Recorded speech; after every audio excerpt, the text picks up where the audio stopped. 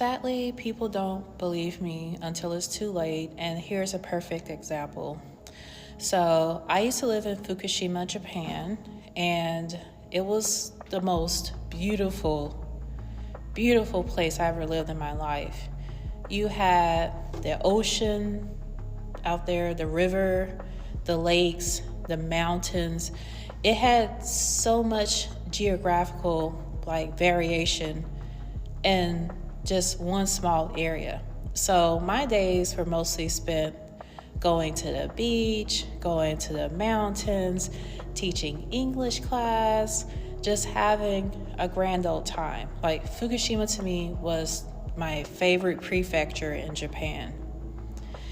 And, I saw some weird things there, especially with my fiance. Like, we saw some crazy stuff. And I think in one of my videos, I actually talked about that. But I eventually had to leave Fukushima after one day, God just told me that I have to get out of there. And I didn't want to go, and I just thought that it was my anxiety playing with me. But literally, this voice was very urgent, and it was telling me to get the fuck out of Soma Fukushima. And, I ignored the voice for a couple of weeks.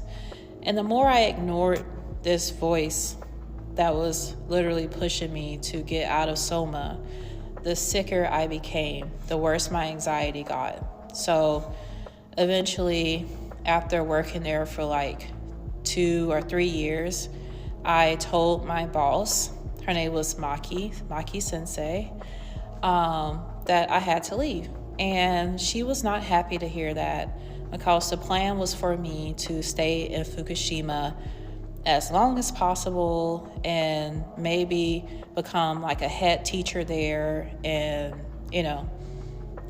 I just felt really happy there in Fukushima. I had no intention of leaving. And she was very upset, the students liked me, whatever. So when I told her that I had to leave, she gave me a hard time.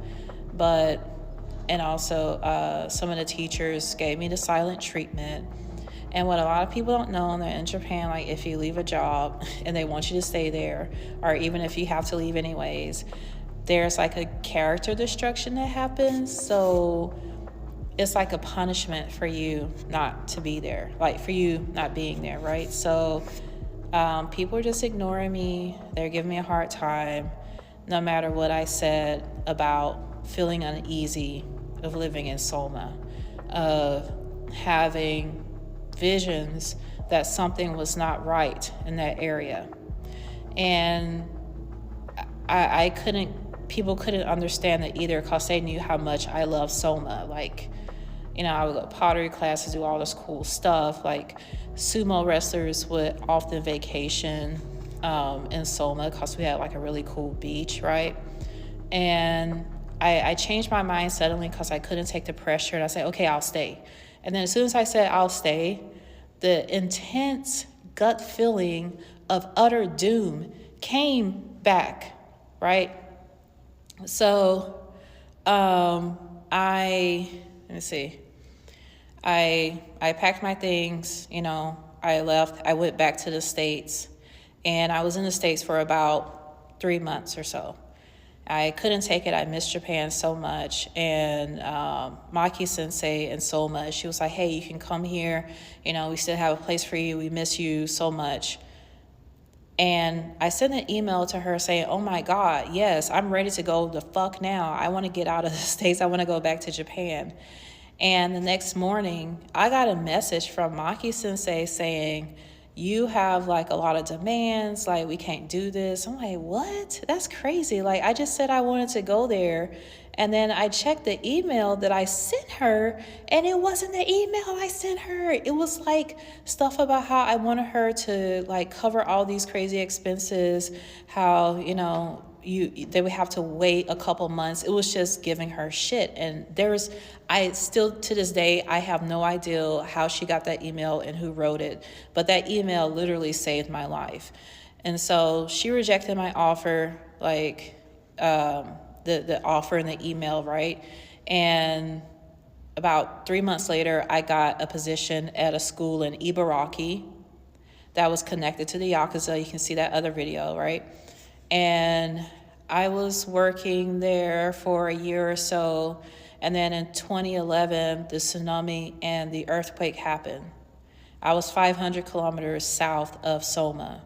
But even though I was so far from the epicenter, it was still really bad. That was the strongest earthquake I ever felt in my life. And I remember a factory exploding in the town and my skin peeling.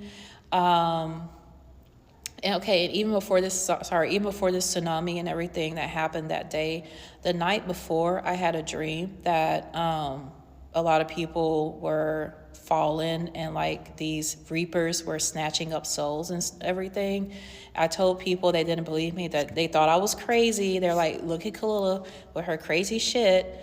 And the night before this happened, I was meditating and the flame on my candle like went out for a couple seconds and it came back. So I knew something was up, right? And the next day when all the shenanigans happened, it was really strong earthquakes. I thought I was about to die because my apartment almost split in half, right? Soma Fukushima was hit really hard. A tsunami came up so high that the bridge that was close to the beach area that was like over 100 feet, I don't know, it was like super high up there. The tsunami went up to that bridge, right? And the place where I used to hang out was swept away by the tsunami. And a lot of people in my town died. And Maki Sensei got cancer from all the radiation that was there, and she later died. The school that I used to work at was close to the Daiichi plant that exploded, that nuclear plant that was close to our school. Okay, it exploded. It was so much radiation there, they had to evacuate the entire place. So all those people that made fun of me for wanting to leave Soma, I think a year and a half before this happened, I think they remember my words now. They now remember why suddenly I wanted to leave that town. And that is why it is so important to listen to God and to listen to your instincts. Because if I had not left Soma on God's word, I would not be here right now. I would have been swept away by that tsunami, because also where close to where I used to live, the tsunami came up there, right? I'm just so grateful that God saved my life. I feel bad that, people didn't listen to what I was saying, and many passed away and they were swept away in the Soma area. So just listen to your instincts in God, because it can save your life in the end.